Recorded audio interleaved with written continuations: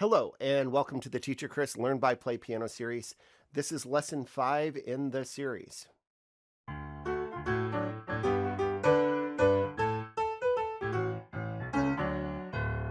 So far, we have just been working on looking at the map of the keyboard and really understanding what every single note is on that keyboard.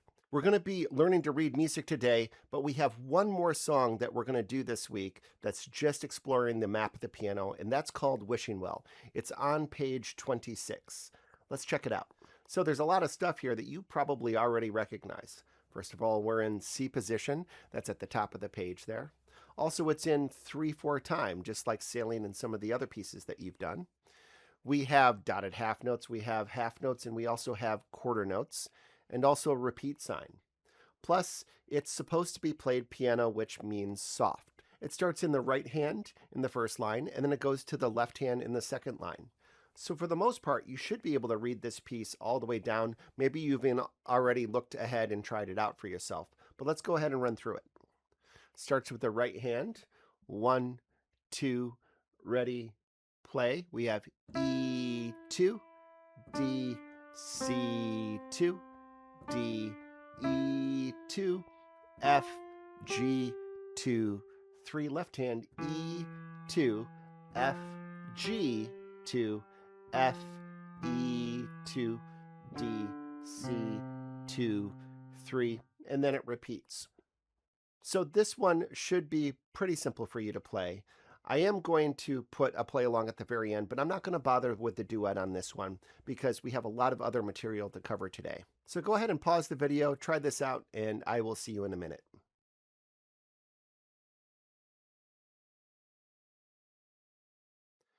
Okay, how did it go? I imagine this was pretty simple for you to play because you've been doing this all along.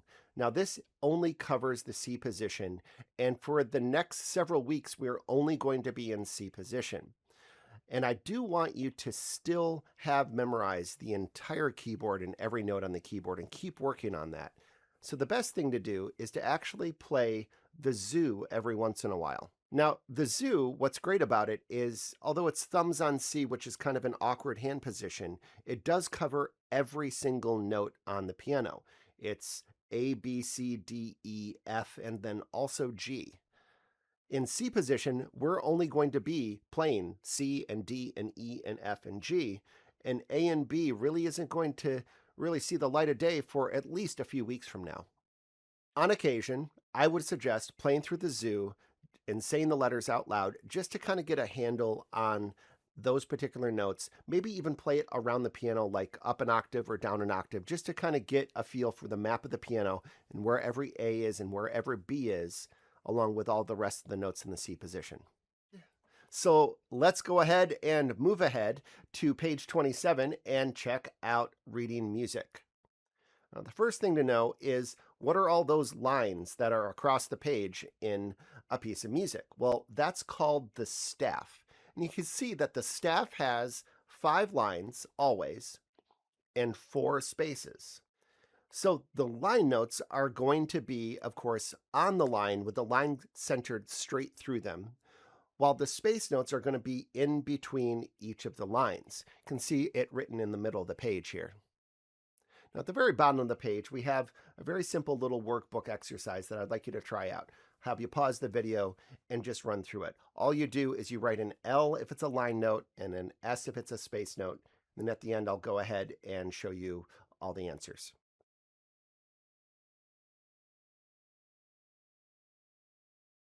Okay, so you think you did well? That was a pretty simple workbook exercise.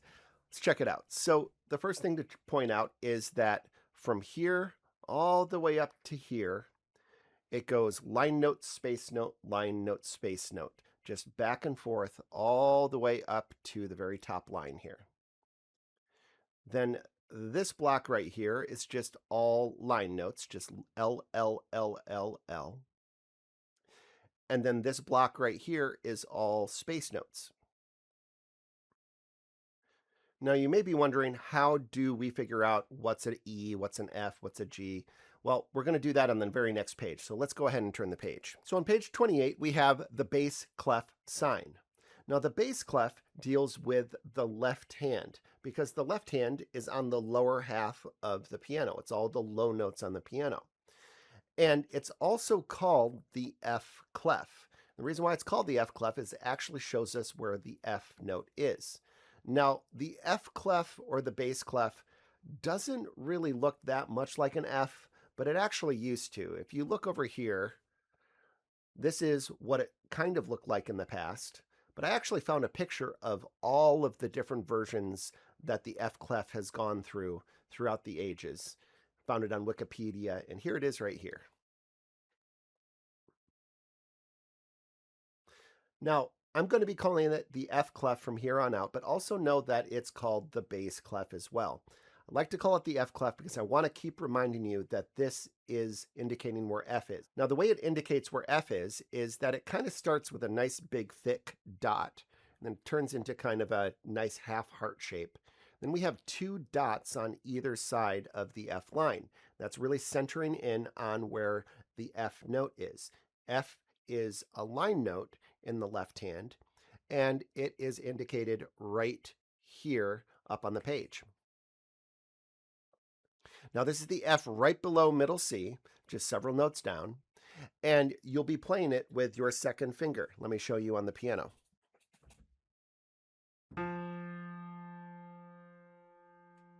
Now you're thinking, okay, well, that's great, Teacher Chris, but how do I know what all the rest of the notes are?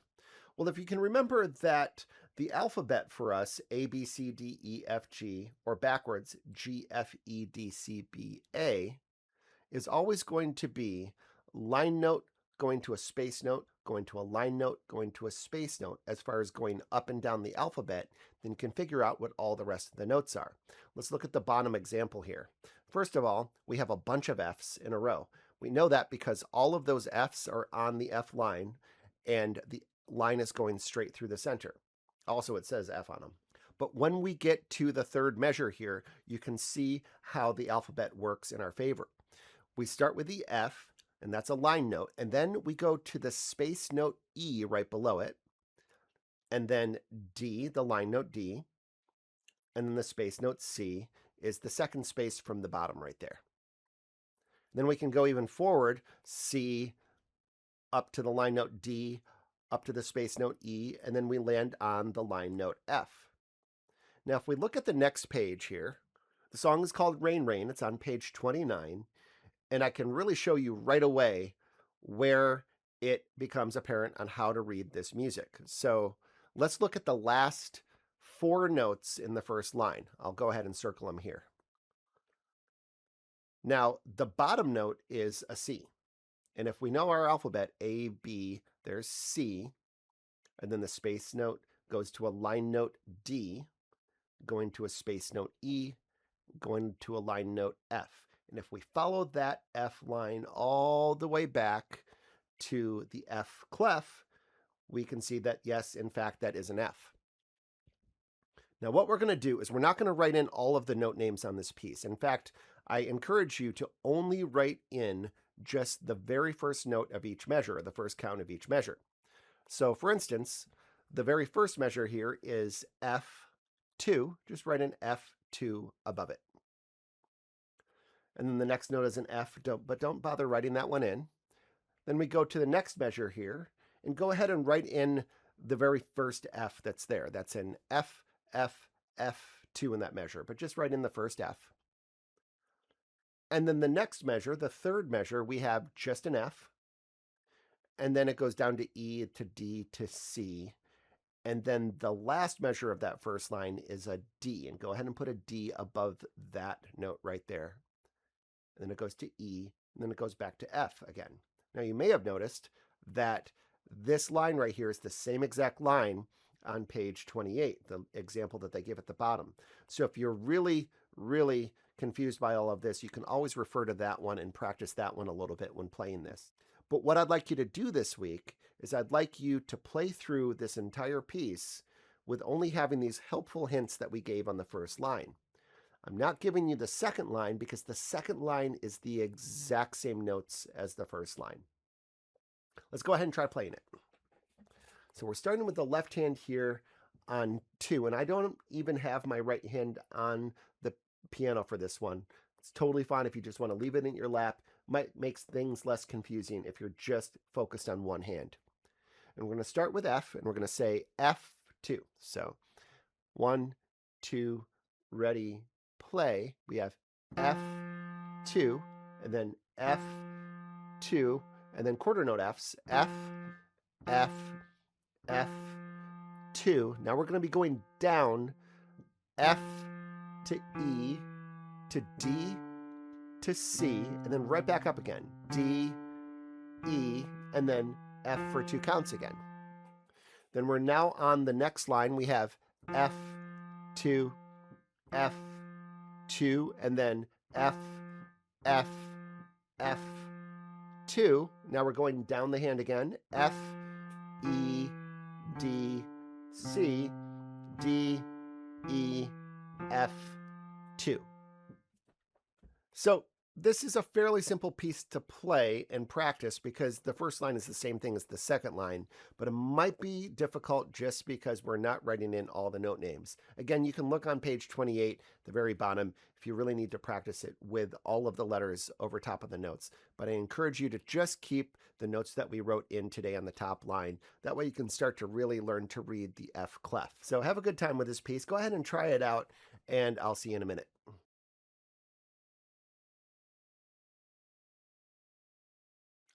Now, the lyrics are great on this piece. This is just rain, rain, go away, come again another day, rain, rain, go away, my friend, and you get to put in your best friend there. I'm going to put in Scott because Scott's my best friend. He's a guitar player, actually, and he and I grew up playing music together. So I'm going to put Scott in the blank there, but you can put whoever you want to, whoever your best friend is. Let's go ahead and sing it as well as playing it. Rain, rain, go away, come again another day. Rain, rain, go away. My friend Scott wants to play. Now, as I've said in the past, I'm not much of a singer, and maybe you are. So go ahead and sing along, or maybe your best friend wants to sing along with you and say your name instead. Let's go ahead and turn the page here and check out what the right hand is going to be reading. Now, the thing is with the right hand, we have a brand new clef, and the notes are actually going to be in a different location than the left hand. That's right. The note F in the left hand is actually not going to be where it is in the right hand. So the treble clef is going to show us where the right hand notes are. Now, treble means the high notes of a piece of music, and the right hand deals with the right hand side of the piano, which is, of course, the higher notes on the keyboard. We also call it the G clef, and I think it looks a little bit more like a G than the F clef looks like an F. If you clip off the top and the bottom parts of a G clef, kind of makes a little swirly G. In fact, it looked like a G like this for a very long time before they made it really, really fancy. Let me show you what all of the G's looked like throughout the ages. So we finally rested on this very fancy looking G here, but the dot at the very bottom of it is not indicating where the G is. In fact, the swirl in the center of it is what's circling around the G line. It's right here. Now you can see that that circles and kind of makes like an X on the dot, or like a T shape on the G line itself, and it shows you where the G is. But here's the deal. So if that's G, you may have already thought ahead about this. We have F, which is the space down, and then E, which is the line down from that, and then we've run out of lines and spaces for C and D. Well, there is a trick to it, and I'm going to show you right away how they get around the fact that we ran out of lines and spaces. So let's look at the very last two measures on the example at the bottom of the page here. So if you look at measure 3, we have the G right there. And that's on the second line up, which is always going to be the G for our right hand. Then we go to F, which is the space note. Then we go to E, which is the line note. So now we need a space note, and what we do is we take the D and we shove it up against the bottom of the staff there, and we call that a space note D. And then what we do is we create what we call a ledger line for middle C. That's right, that bottom note right there is called middle C, and that's the most important note that we have been learning throughout all of this book here. We had thumbs on C, it's where our right hand resides for C position, and that's the note right there. And we just write a little tiny line, we just add to the staff with one little line called the ledger line. Let's turn to page 31 and check out the song that's going to be played in the right hand. It's called A Happy Song. So this one starts with a G, and then of course they don't have any of the rest of the notes written in, and we're going to do the same thing that we did with Rain Rain and just write in the very first note of each measure. So we have the G, and then the rest of the measure is just going to go from the line note G down to the space note F, down to the line note E, and then D. Now let's write in the next note here in the next measure. We have an E there, going to an F, and then to a G for 2 counts. Then it goes down to F. Let's write in that F there, E, and then D, and then E, and then we get to an F that we're going to write in for 4 counts. F, 2, 3, 4. Now let's go to the next line. So the next line is a G going to an F, to an E, and to a D, and of course write in that G. And then we have an E in the next measure to start off with that we're going to write in. And it goes back down to D, and then to E, and then to F. And then here's the G that we're going to write in, F, E, D. And then finally we have middle C with the line going through it, that ledger line, and it's C, 2, 3, 4. Okay, let's go ahead and try playing it. So just like with Rain Rain, you can just put your right hand up there. You don't have to have your left hand up on the piano for this one. Let's start with the right hand G. That's under the pinky right here, finger number 5. We have G, and then to F, and then to E, and then to D. Then we go up to E, F, and then to G for 2 counts. G, 2. Then we go down to F, 4th finger on F, F, E, D, E, and then F, 2, 3, 4. Then we have G, F, E, D, E, D, E, F, and then we have G, F, E, D, and then C, 2, 3, 4. Now this one's a little bit more complicated because the second line isn't the same thing as the first line. So take your time with this one and practice it just a little bit. Just try out playing it all the way through, and I will see you in a minute.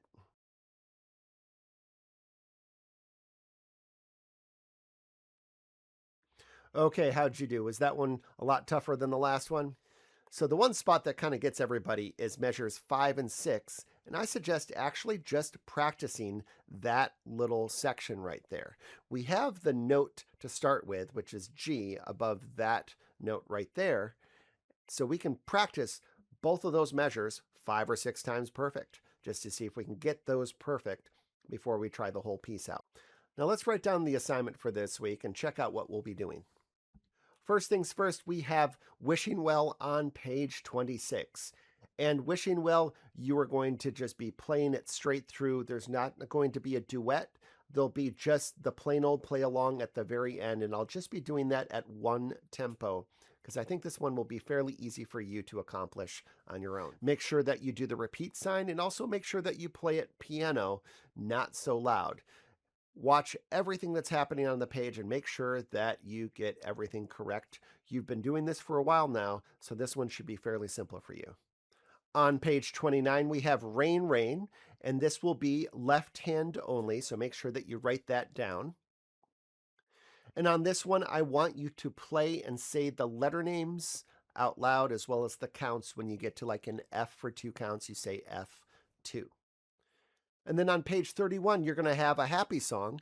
And with a happy song, you're going to be playing and saying the letter names and the counts out loud. But I also want you to practice measures 5 and 6 over and over again, just on their own. In fact, you can just start your practice in measure 5 and just play 5 and 6 over and over again, and maybe try for 5 or 10 times perfect on that particular spot. And if you have any other spots within any of these pieces of music, go ahead and just practice those 2 measures. That's part of the reason I had you write in the first count of every measure, because then you can start on any one of those measures and know what the very first note is that you're starting with and get that correct. Last thing that I want you to do, and we'll be doing this for a few lessons, is make sure that you play through the zoo once or twice this week, because that's really going to get a handle on the A and the B. And remember, you can play it in any octave on the piano. It's just really getting those note names down on the piano and understanding what the map of the piano is. So have a good time this week. Let's go ahead and get to the play-alongs.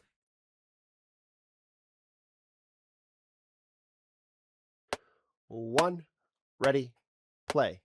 E2, D, C2, D, E2, F, G2, 3 left hand, E2, F, G2, F, E2, D, C2, 3, E2, D, C2, D, E2, F, G2, 3, E2, F, G2, F, E2, D, C2, 3.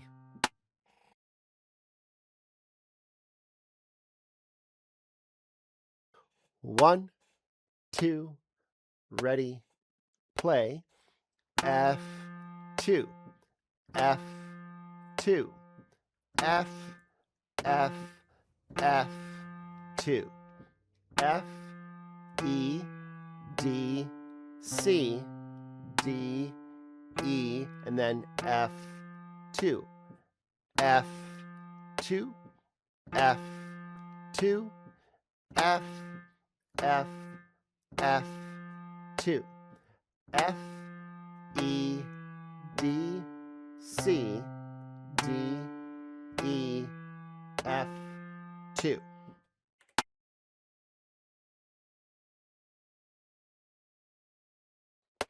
One, two, ready, play. F2, F2, F, F, F2, F, E, D, C, D, E, F2, and then F2, F2, F, F, F2, F, E, D, C, D, E, F2.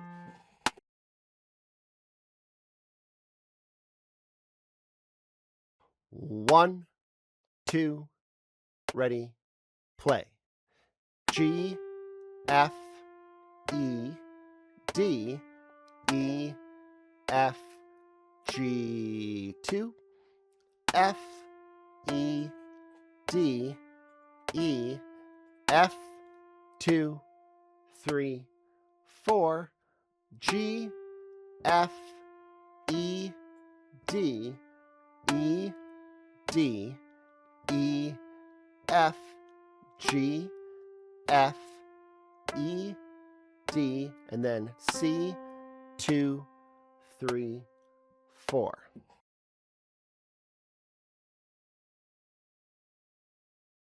One, two, ready, play.